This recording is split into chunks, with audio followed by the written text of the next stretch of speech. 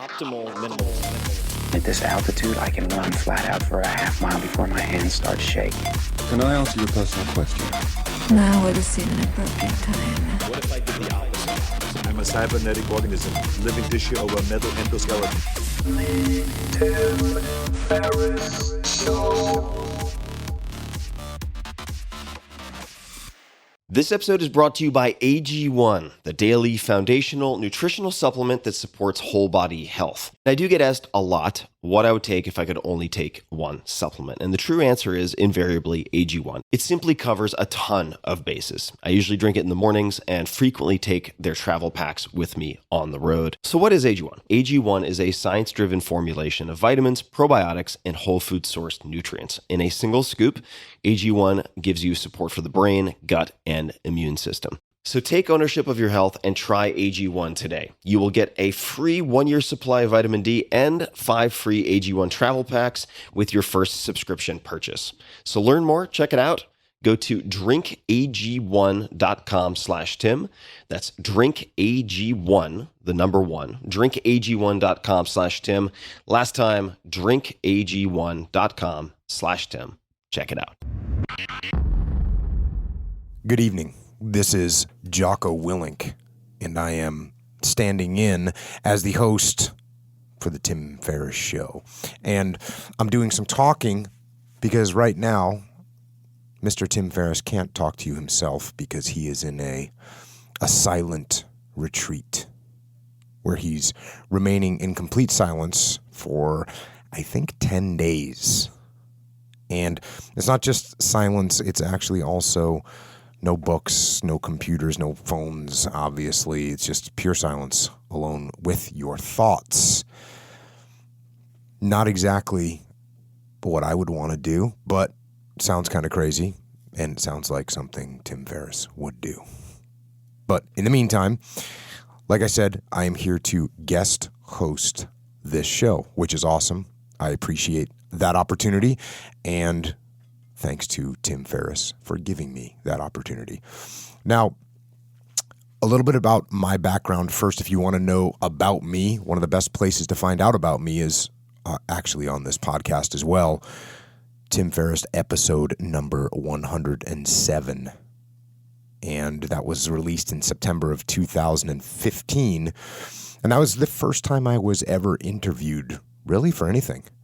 And I had been in the SEAL teams for 20 years. I'd never done any interview. I'd never had any social media, didn't have a website. I really didn't exist in the public eye at all. And so my background is that I grew up in a small New England town. I enlisted in the Navy after high school. I went through boot camp. I went to SEAL training. I spent some time at SEAL Team 1 in the 90s. And eventually got picked up for a commissioning program, which meant I was going to become an officer in the SEAL teams and move into a leadership position. And eventually, once I did that, the war started in September 11th, 2001. And from there, I deployed to Iraq as a SEAL platoon commander and then as a SEAL Task Unit commander. When I was a Task Unit commander, I fought in the Battle of Ramadi, Iraq, the capital of Al-Anbar province, and very tough fighting, in incredible effort by the soldiers and Marines on the ground, and also the guys that were with me as well from my SEAL Task Unit, and ended up being the most highly decorated special operations unit from the Iraq War, and incredible sacrifices were made for that victory. And when I got back from that deployment to Iraq, I took over the training for the West Coast SEAL teams. And the training that I took over isn't the training where you've got the boat on your head or you're carrying the logs around or you're doing a bunch of push-ups and pull-ups and runs and swims. It's the real training where SEALs actually learn to be SEALs, to shoot, move, and communicate, to fire and maneuver, to close with and destroy the enemy. And they learn about combat leadership. And I did that for my last few years in the SEAL teams, taught that, and then I retired in 2010. And when I did that, I started working with companies, with businesses, and helping out with their leadership and their management. And that developed into a leadership and management consulting company, which is called Echelon Front, that I run with my buddy and former teammate, Leif Babin, who was one of the platoon commanders that worked for me in the Battle of Ramadi. And we wrote a book together, which was called Extreme Ownership. And that is how I ended up being on Tim's podcast for the first time. We had some mutual friends, Kirk Parsley and Dr. Peter Attia, and they made the intro. And that's how I ended up on this podcast the first time. And that book, Extreme Ownership, is a book about leadership. Really, it's combat leadership lessons learned and tested on the battlefield that we then taught to the next generation of SEALs. And now we're out there teaching these leadership principles to businesses and teams and organizations throughout the civilian world, and also in law enforcement, in fire departments, in any type of organization. So that's what we're doing now. And as that book was launching, like I said, I went on Tim's podcast. It was awesome. And when we got done with that podcast, when Tim pressed stop on the recorder, he said, "You should really have your own podcast." And I kind of, I listened to him, but I had a bunch of stuff going on. The book was coming out and whatnot. And then Joe Rogan heard that podcast and asked me to come on his podcast. And in the middle of that podcast, Joe Rogan said, "You should have your own podcast." So I guess when Tim Ferriss and Joe Rogan tell you you should have your own podcast, then you should listen. And I did. And so I started my own podcast, which is called Jocko Podcast. And really, it's a podcast about human nature. And it's human nature as viewed through the lens of war and other human struggles. And it's definitely focused on leadership, but it also often reveals the dark side of mankind, and the podcast can get pretty heavy and pretty dark. But it's not all like that. And I also, as we did the podcast, as I continued putting it out there, I also talked about all kinds of other things about life and how I live, about surfing and about jiu-jitsu and about working out and about eating and how I eat and sleeping and how I sleep and how to wake up earlier and how to overcome procrastination and how to accomplish goals and how to get the most out of life and all those kind of things. Your basic winning. And in there, I wrote a book for kids. And the book that I wrote for kids is called Way of the Warrior Kid. And it's about a kid that's having a tough time at school. He couldn't do any pull-ups, and he didn't know his times tables, so he kind of felt stupid. And he didn't know how to swim because he was afraid of the water, and he was getting picked on at school. And the last day of school, everything kind of comes crashing down on him. And he goes home all sad. But when he gets home, he remembers that his uncle is coming to stay with him for the summer, and his uncle was a SEAL in the SEAL teams.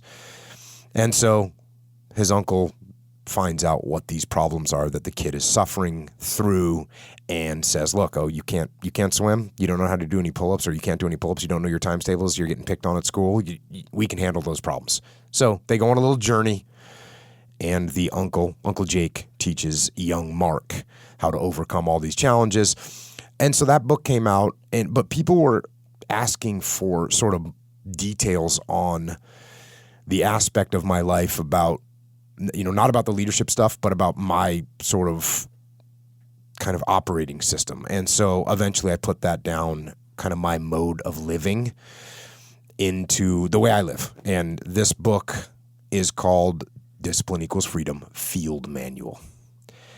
And it just came out October 17th. And that's how I ended up doing this podcast for Tim, because like I said, Tim is, I guess fortunately or unfortunately, depending on how you're looking at it, Tim is not allowed to talk right now. And so he had read the book just before he went into his period of silence. And he wanted me to come on while he was not able to speak and talk about some of the high points that he thought would be a useful introduction to people that listen to his podcast. So that's why I'm here. If you were expecting Tim, I apologize. I know that's always a bummer when you're expecting to have that person that you know and you're anticipating hearing their voice, And then it turns out not to be that person. So if you've made it this far, thank you.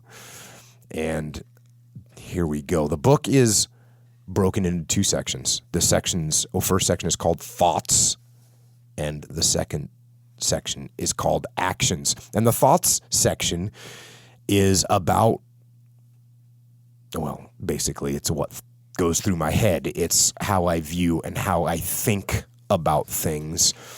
And Tim wanted me to focus on the actions part, but for one example of what is in the thoughts category, I'm going to the book here. This is directly from the book, Discipline Equals Freedom, Field Manual.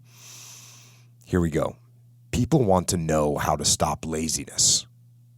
They want to know how to stop procrastination. They have an idea in their head, maybe even a vision, but they don't know where to start. So they ask, and they say, where do I start? When is the best time to start? And I have a simple answer. Here and now. That's it. You want to improve? You want to get better? You want to get on a workout program or a clean diet or start a new business? You want to write a book or make a movie or build a house or a computer or an app? Where do you start?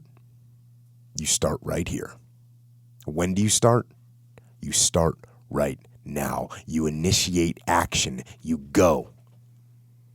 Here is the reality. That idea isn't going to execute itself. That book isn't going to write itself. Those weights out in the gym, they aren't going to move themselves. You have to do it. And you have to do it now. So stop thinking about it. Stop dreaming about it. Stop researching every aspect of it and reading all about it and debating the pros and cons of it. Start doing it. Take that first step and make it happen. Get after it. Here and now. So, that's the kind of things that are in the book, the first part of the book, which again is called Thoughts. And like I said, the second part is what I actually do to implement those thoughts into my life. And of course, Tim, being Mr. Pragmatic, like how do we get to it? How do we make it happen? He asked me to detail some of those for you. And one of the things that he wanted me to talk about was early morning training and what role getting up early, because I get up early in the morning, what role that plays in my life and why I kind of maintain that and have maintained that for a long time. And there's one section that talks about kind of a little psychological edge that I believe the waking up early in the morning gives anyone that wakes up early in the morning. So here's a little chunk of the book where I talk about that psychological edge. There are a slew of psychological advantages that come from early morning physical training. First, there is a psychological win over the enemy. Knowing that you are working harder than your adversaries gives you an advantage. It gives you confidence that you can overcome them in battle. Another advantage to waking up early and working out hard is that it demands discipline to do both. Now, some scientists have claimed that discipline dissipates the more it is used, that willpower is a finite resource that is reduced every time it is used throughout the day. This is wrong. That does not happen. To the contrary, I believe, and studies have shown, that discipline and willpower do not go down as they are called into action. They actually get stronger. This is obvious if you actually try the experiment yourself. Before you go to bed, plan what workout you're going to do in the morning. Stage your workout clothes so you don't even have to think about them when you get up. Write down a list of things you need to accomplish the next day. Set your alarm clock for 4:30 a.m. and go to sleep. When the alarm clock goes off, get up. put on your pre-staged clothes, brush your teeth, and go get your workout on hard. Get done, shower, get dressed, and begin to crush the lists of tasks you made for the day. When it's time for breakfast, see what happens. You won't want to eat junk. You won't want that disgusting donut. You'll want some eggs and bacon. And that will happen at lunch too. You're feeling good, energized. You don't want to eat that worthless calories of pizza or French fries. You want fuel. Good fuel to rebuild your body. Clean fuel that keeps your mind sharp. When you're on the path, you want to stay on the path. Unfortunately, the opposite is also true. Once you step off the path, you tend to stray far. When you don't prepare what you need to do the next day, when you sleep in and then skip your workout, and you don't start attacking the tasks you have because you didn't write them down the night before, that is when you make bad decisions. That is when your will and discipline fail. You figure you might as well have that donut. Have that donut for breakfast, and once you've done that, might as well put down 4 or 5 pieces of pizza for lunch. It doesn't matter anymore. You're off the path, and that is a disaster. Your will didn't break. It never showed up in the first place. So get on the path of discipline and stay on the path. Discipline begets discipline. Will propagates more will. Hold the line across the line, and victory will be yours. So, that's why I wake up early in the morning and work out. And also in the book, I talk about how you actually start getting up early in the morning, because this is a big challenge for a lot of people. I know it. I get it. And there's a bunch of ways to do this, and one of the most important things to allow you to get up early in the morning is to go to bed earlier. But going to bed earlier is also a challenge. And again, I talk about this in the book, but what's the most important thing to put into place to go to bed earlier is, number one, you want to be tired. When you get to the end of the day, you want to be tired. That's how you get to go to bed earlier. Number two, turn off the internet, because they've got these little people that are programming things into the interwebs that are truly just meant to get you to click one more time. Just click one more time and watch one more video. One more stupid video that's not getting you anything, not improving you in any way. So turn off the internet. And if you need to do something, then read a book. Pick up a book and read a book. And the most important thing to allow you to go to bed earlier, the most important thing you can do is actually get up earlier. Right? That's what happens. When you get up earlier, well, then you're more tired by the end of the day. And then you can go to sleep, and that gets you in the right pattern. So the way you start going to bed earlier is by getting up earlier. And again, I detail this and the way that pattern kind of unfolds itself in the book. Now, another thing that Tim wanted me to hit on was my actual workouts, like what my workouts look like from week to week. And I'll say this, I have a bunch of kind of standard workouts that I use, and they vary a little bit depending on what I'm feeling like or what is needed, or maybe I got some little injury that I have to cover up, or maybe I'm really tired from some other workout that I did, so I need to make an adjustment, or maybe I haven't worked out in a few days, so I'm going to go even harder. So there's little adjustments that go by, and I actually took a lot of these standard workouts that I have and I put them into the book. Again, this is something that people really wanted to hear from me, what my workouts actually were. And so I put them in there, and they go from the beginner level, from people that really haven't worked out before, all the way to intermediate, all the way up to advanced. And I've been able to do that. I actually own a gym in California, a big mixed martial arts gym, but we've got all kinds of, we've got Olympic lifting, we've got everything in there. And so I've seen people and trained people at all levels, from total non-athlete that haven't done anything active in years, all the way to the highest level athletes that are fighting professionally in the UFC. So I've seen and brought people through those different categories over the past 10 years that I've been training civilians.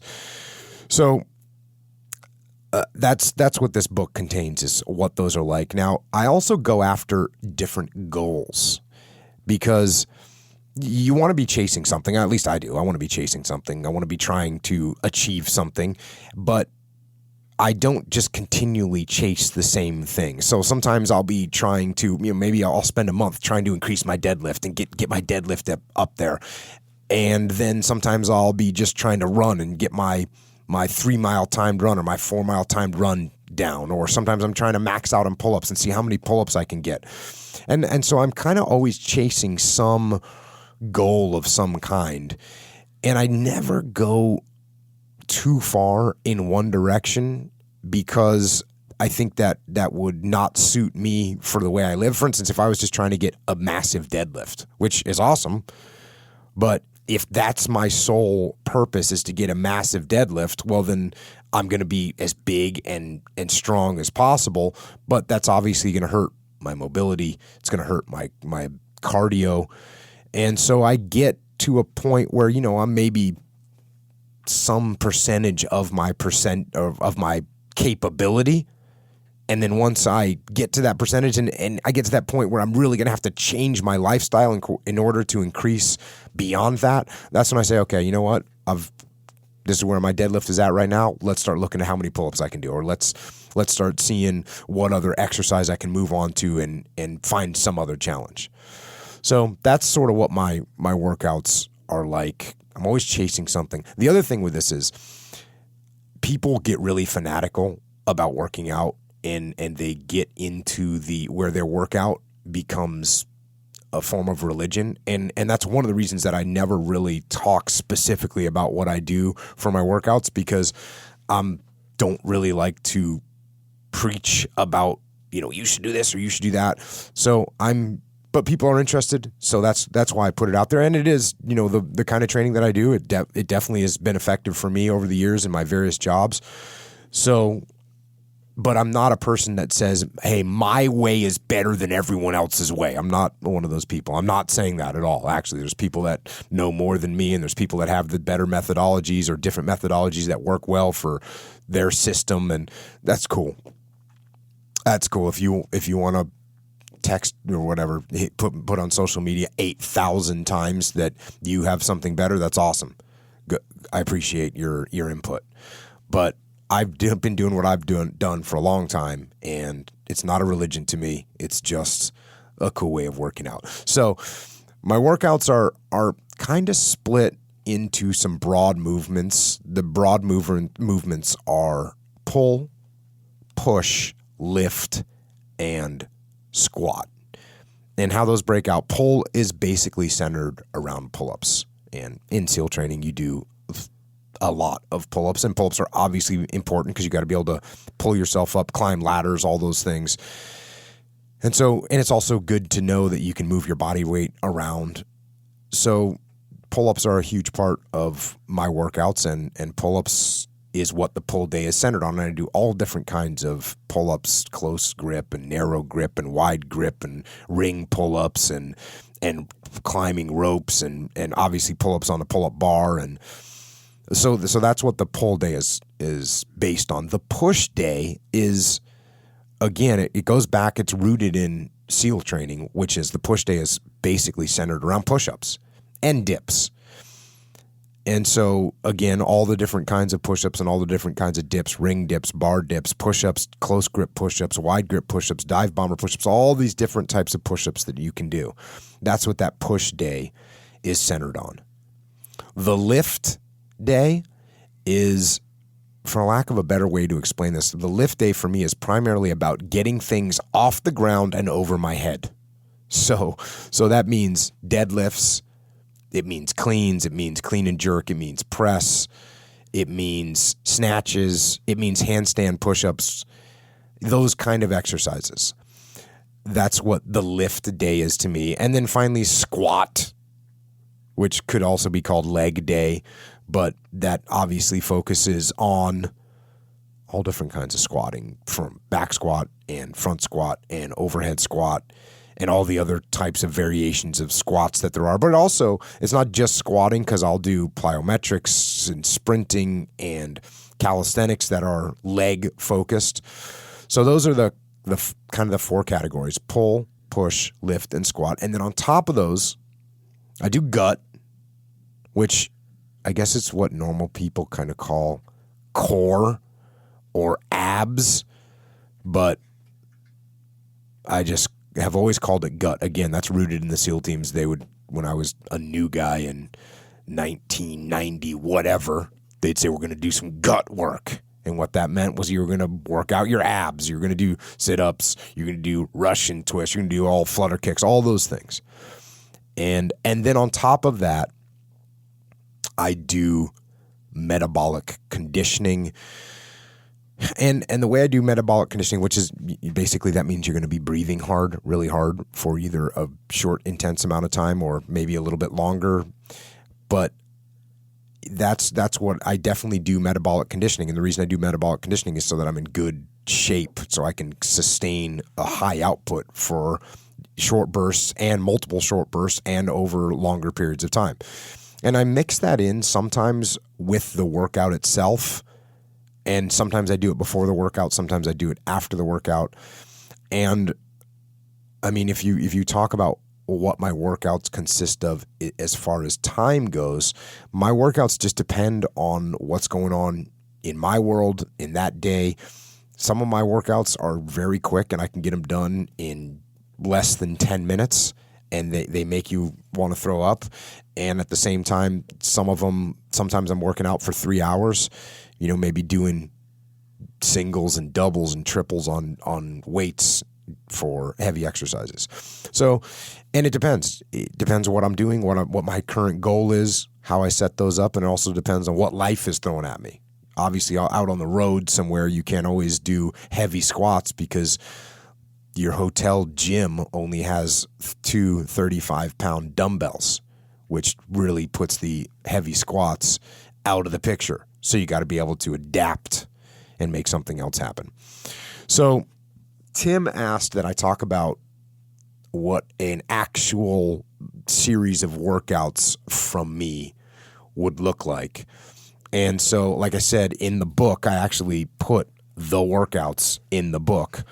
And so I'll kind of read through some of these workouts a few days so you get the feel for what it is.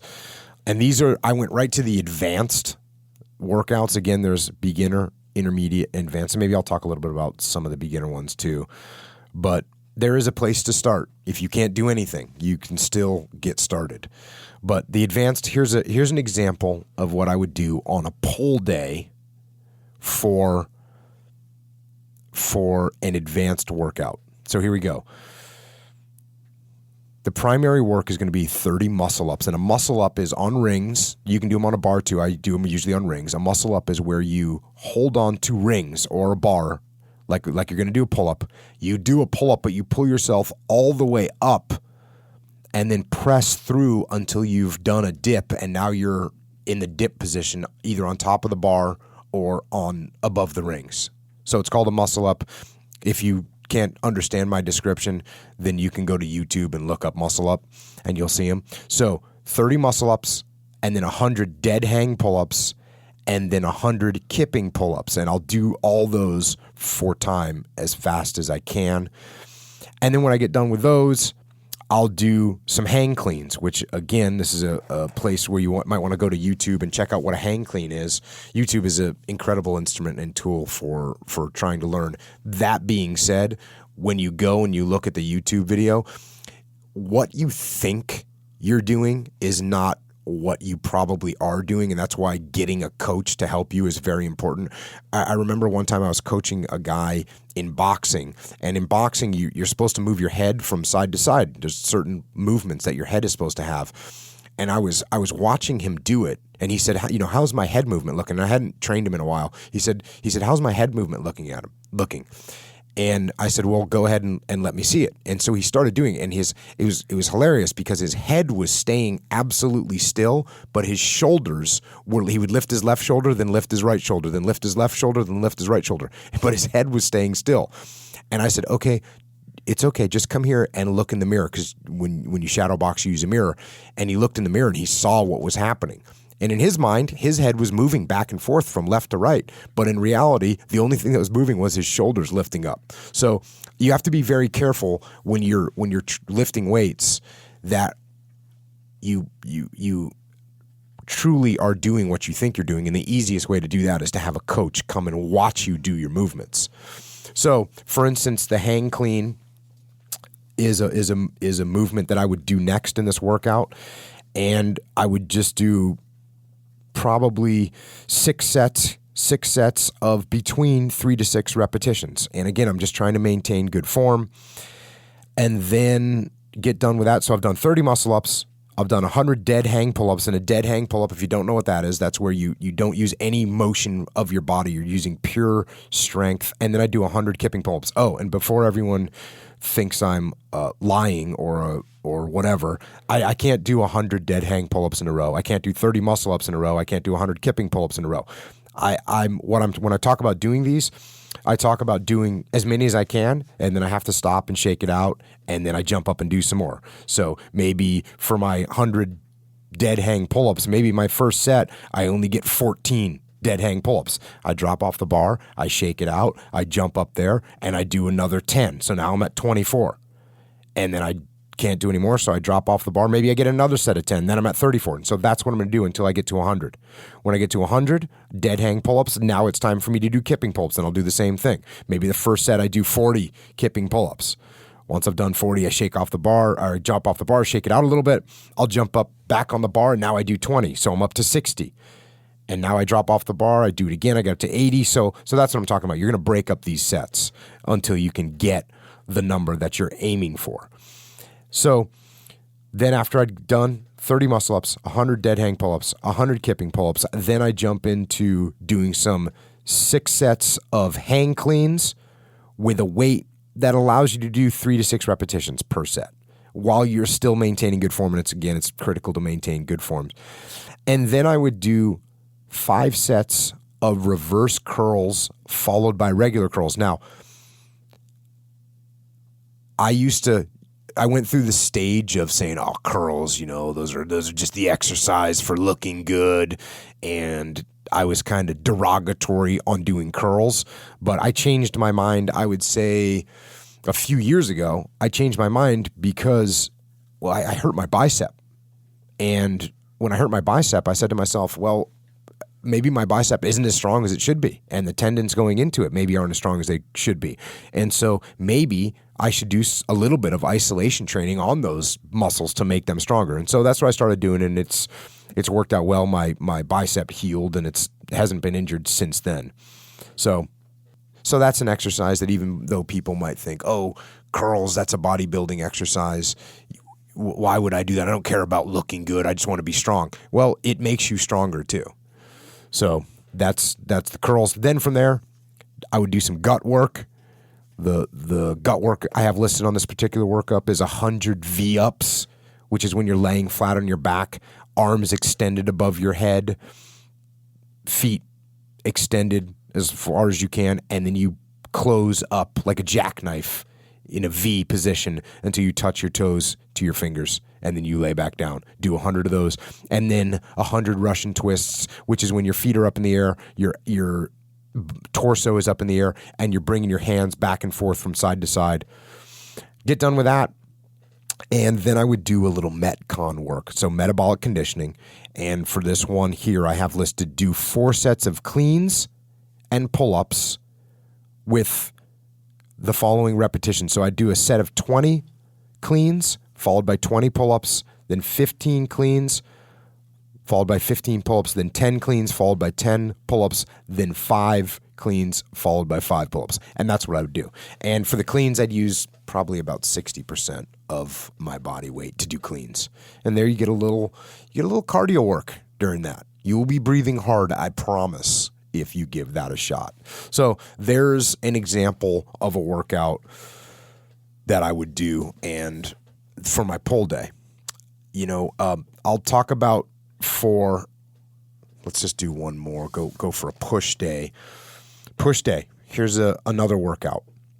So for this push day, I would be doing 3 minutes on and 1 minute rest of the following exercises. Ring dips, which are dips using gymnastics rings, ring push-ups, dips, clap push-ups, deep push-ups. So I do those deep push-ups in parallettes, which are something, or use something where you can go deeper than your normal range of motion if you're on the floor, and then just regular push-ups on the floor. And so I'd set my timer for 3 minutes of work and followed by 1 minute of rest, and then I'd go through the ring dips, as many as I can in 3 minutes, then rest a minute, and then do the same thing for the ring push-ups, the dips, the clap push-ups, the deep push-ups, and then regular push-ups.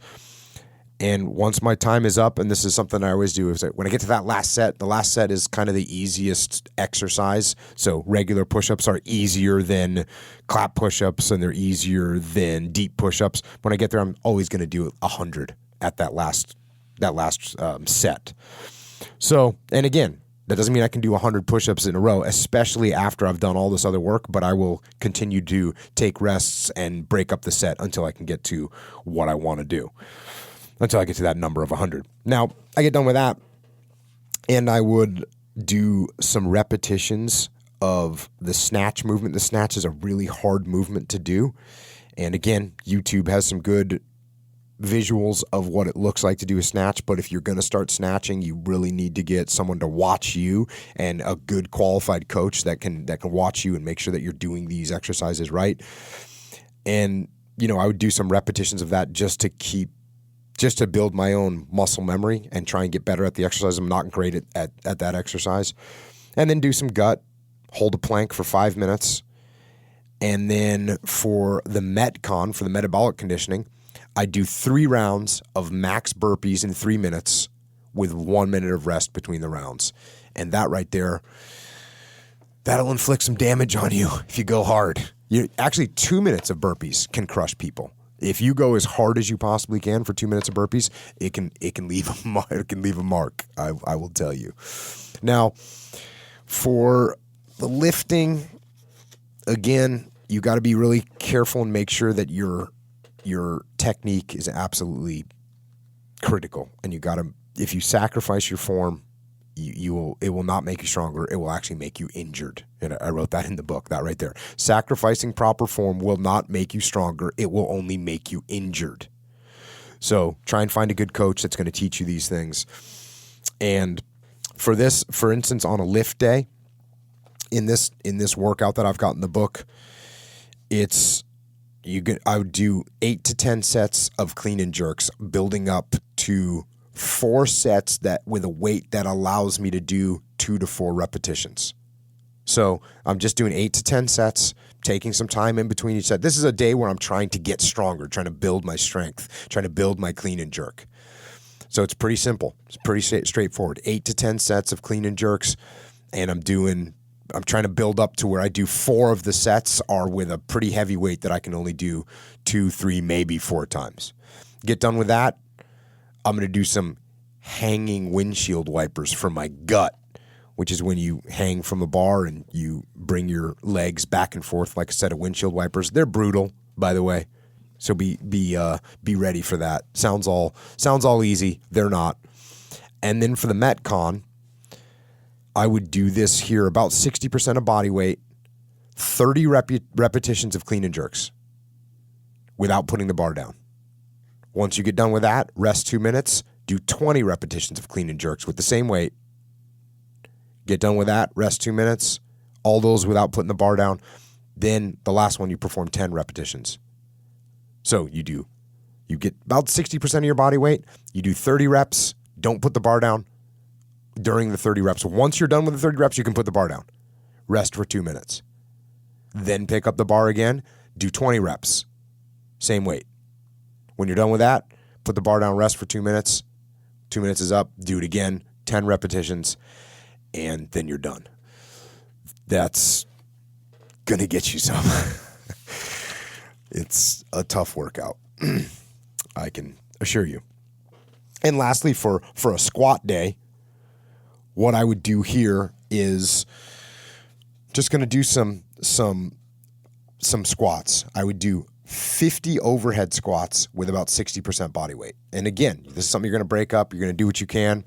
You get done with 50 reps of that. You're going to do 50 front squats with about 80% of your body weight, and then 50 back squats with your body weight.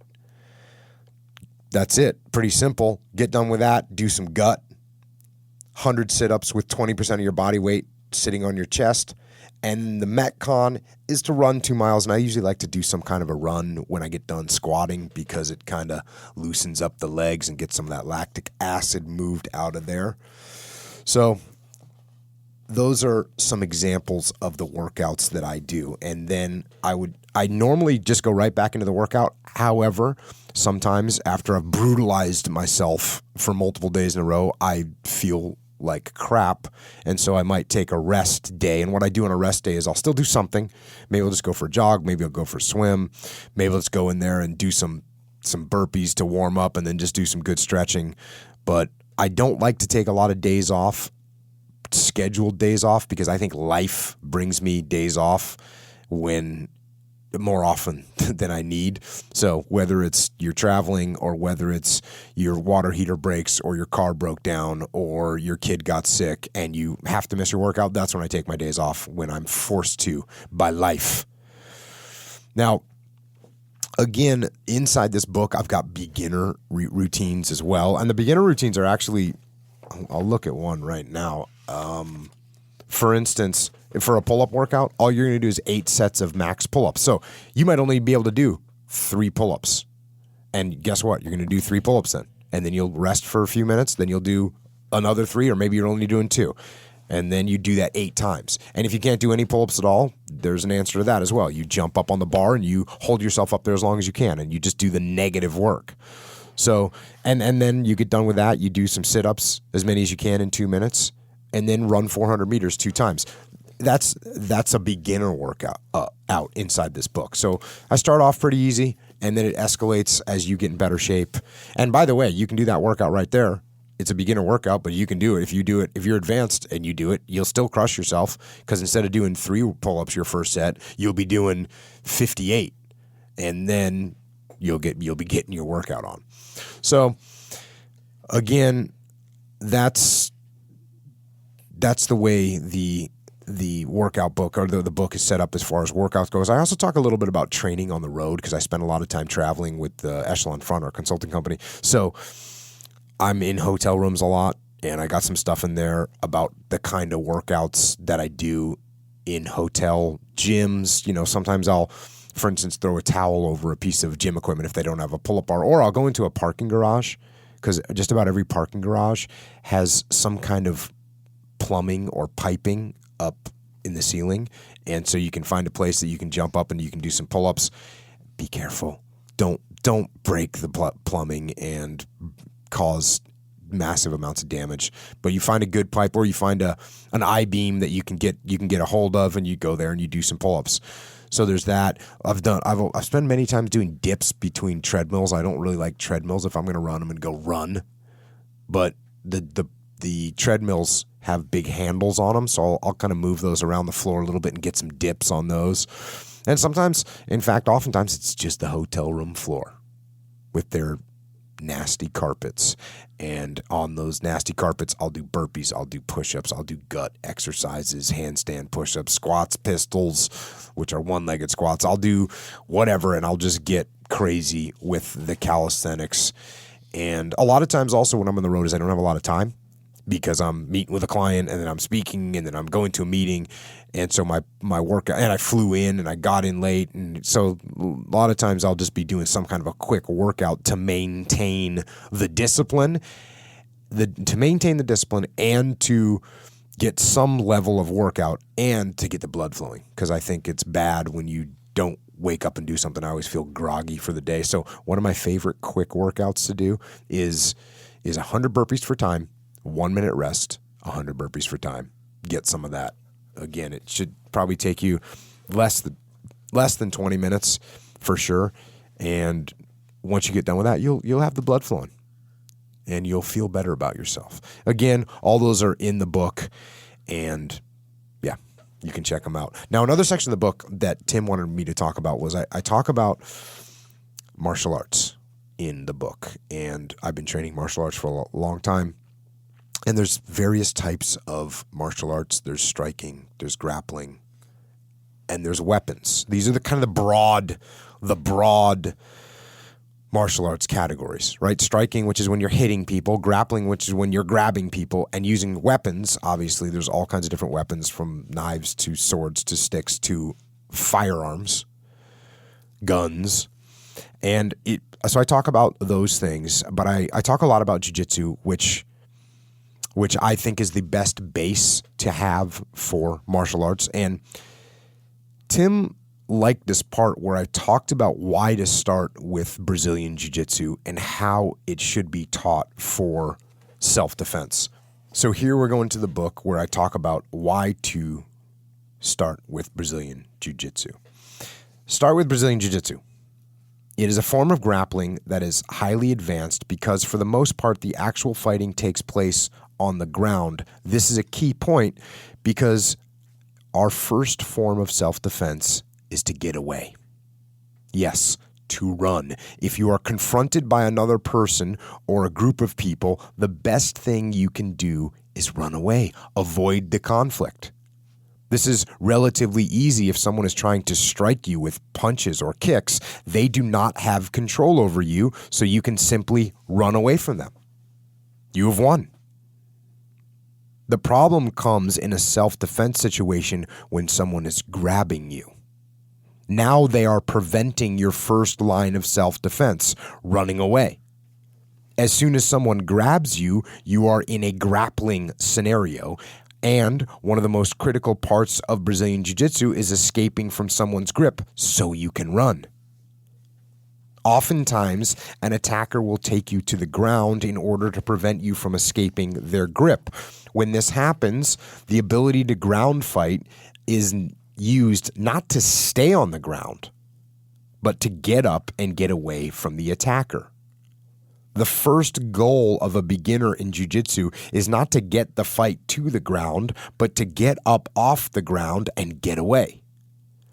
This is an important distinction from people who believe the goal of self-defense in jiu-jitsu is to get the attacker to the ground. This is not true. The goal is to get away. But as has been seen over and over again, fights often end up on the ground, and therefore a person must be prepared for it. Not training in jiu-jitsu because you don't want to go to the ground is like not learning how to swim because you don't want to go in the water. It doesn't make sense. The safest way to deal with the water is to be comfortable in it. Just as being comfortable on the ground is the best way to deal with that scenario should it unfold in real life. So that's one of those things that people, understandably so, if they learn that, if they think that jiu-jitsu, if you get attacked, what you're going to do is grab someone and pull them to the ground, that's not what the goal is. The goal is to get away from people.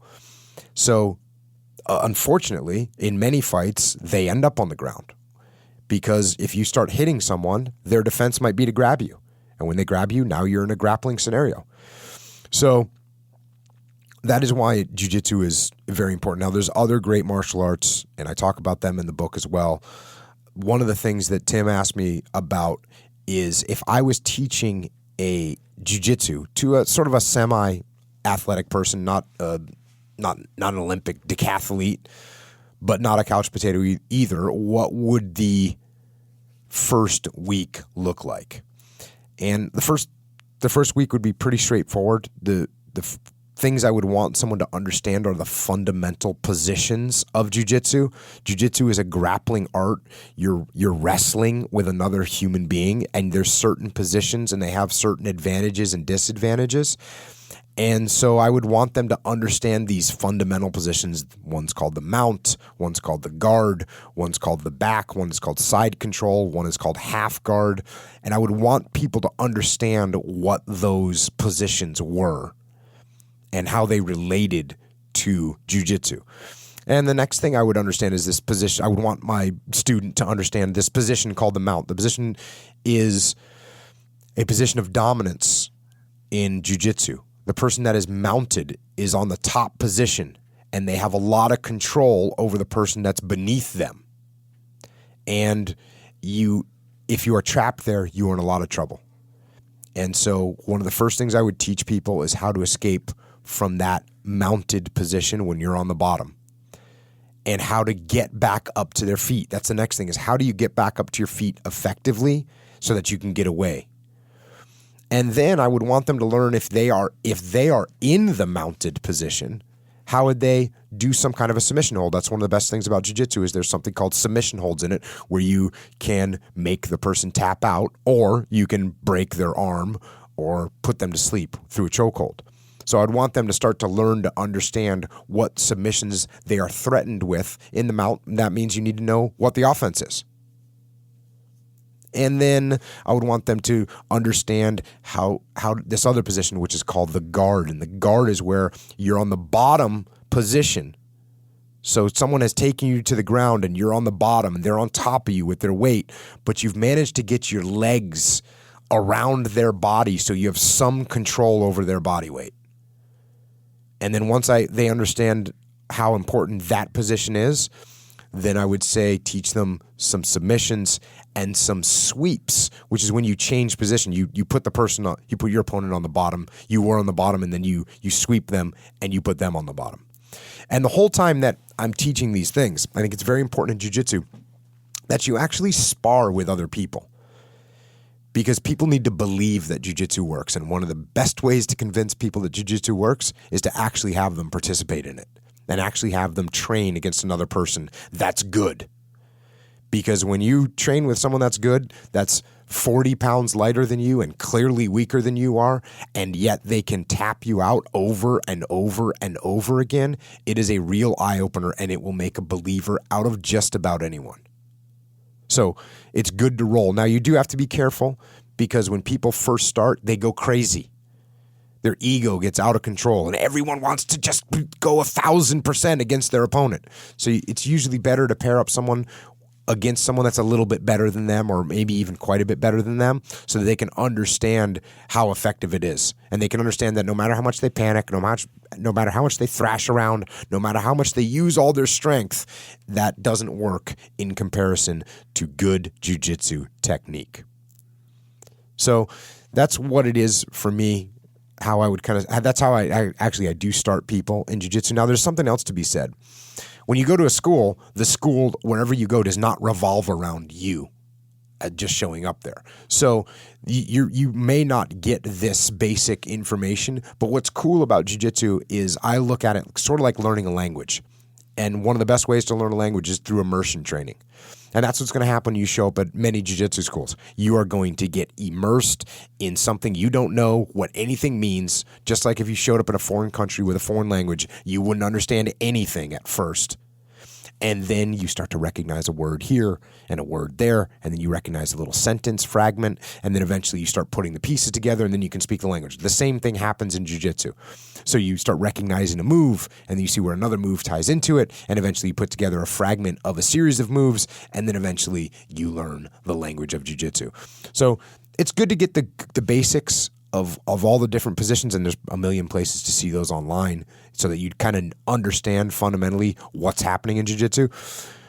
But the immersion training is very important as well, and you get in there, you get on the mat, and you start training. Now, people also always ask, where should I train? What's a good school? And I talk about this in the book, and I'll go over some of the highlights of how to find a good jiu-jitsu school. Again, because I get asked this all the time. And luckily in America, there's so many really good jiu-jitsu schools nowadays. Jiu-jitsu is very popular in America. When I started, there was very few schools in all of America.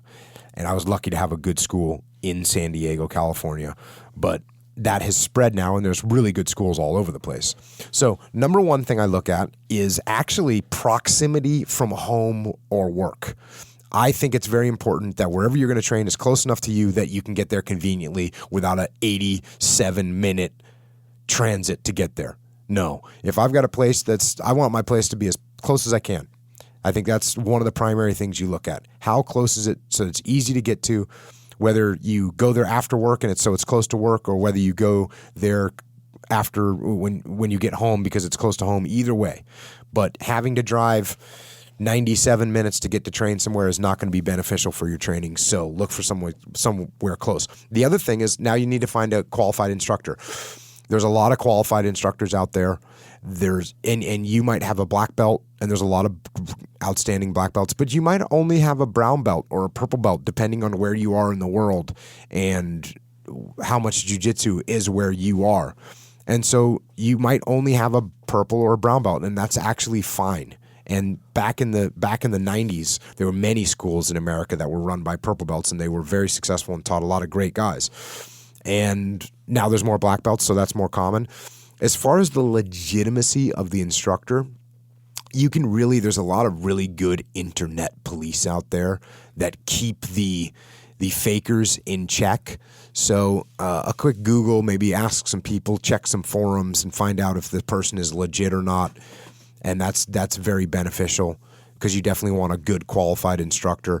Now, the other thing is with schools is there's two different extremes on the schools. There's very traditional schools and there's very non-traditional schools. The traditional schools are everyone's wearing the same uniform.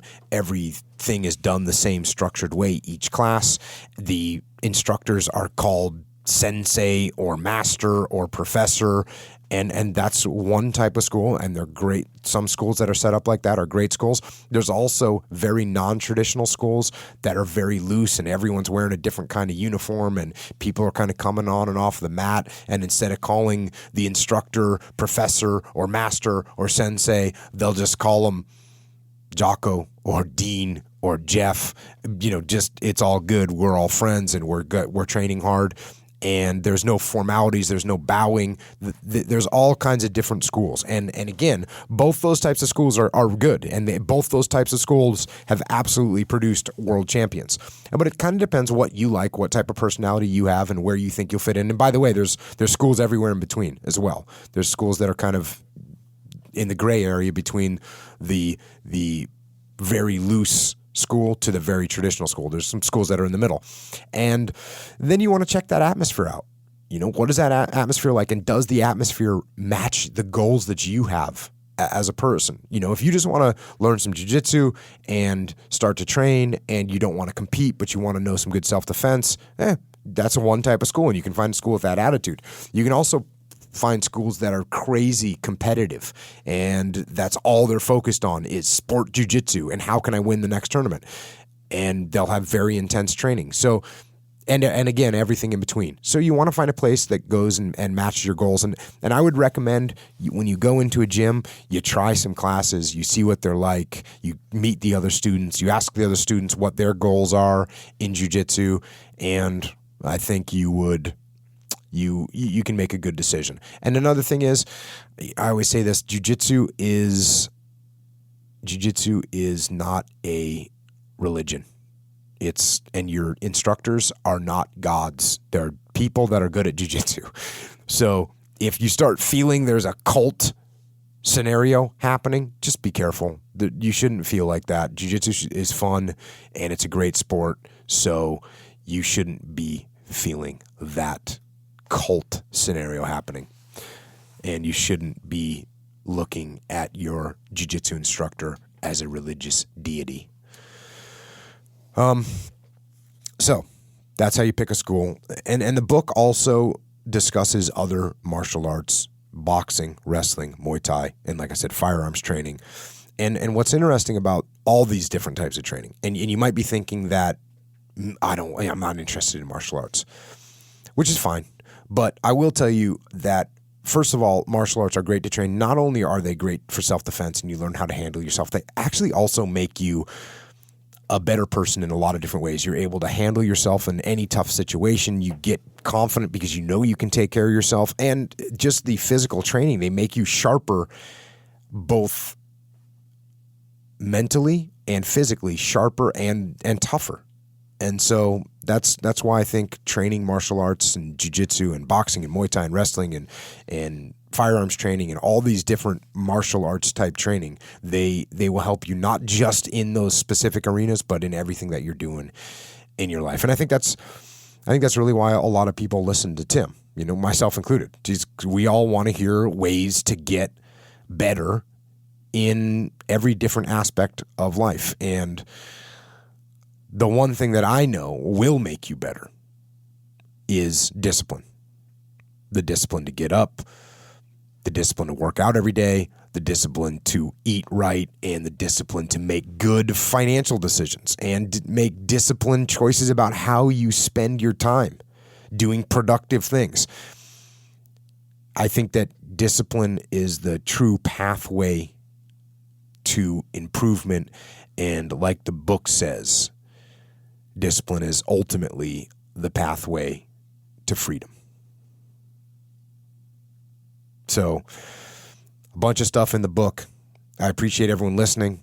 I supremely appreciate Tim for inviting me on to do this show while he's not allowed to talk. I still am. I appreciate that and appreciate everything that Tim does and has done to support me in what I'm doing, and for continuing to put out all the great content that he puts out to the world to help everyone out there learn, implement, and improve. That's all I got. Appreciate everyone listening. Have a good one, y'all. Out. Hey guys, this is Tim again. Just a few more things before you take off. Number one, this is 5 Bullet Friday. Do you want to get a short email from me? Would you enjoy getting a short email from me every Friday that provides a little morsel of fun before the weekend? And 5 Bullet Friday is a very short email where I share the coolest things I've found or that I've been pondering over the week. That could include favorite new albums that I've discovered. It could include gizmos and gadgets and all sorts of weird shit that I've somehow dug up in the world of the esoteric as I do. It could include favorite articles that I've read and that I've shared with my close friends, for instance. And it's very short. It's just a little tiny bite of goodness before you head off for the weekend. So if you want to receive that, check it out. Just go to 4hourworkweek.com. That's 4hourworkweek.com, all spelled out, and just drop in your email and you will get the very next one. And if you sign up, I hope you enjoy it.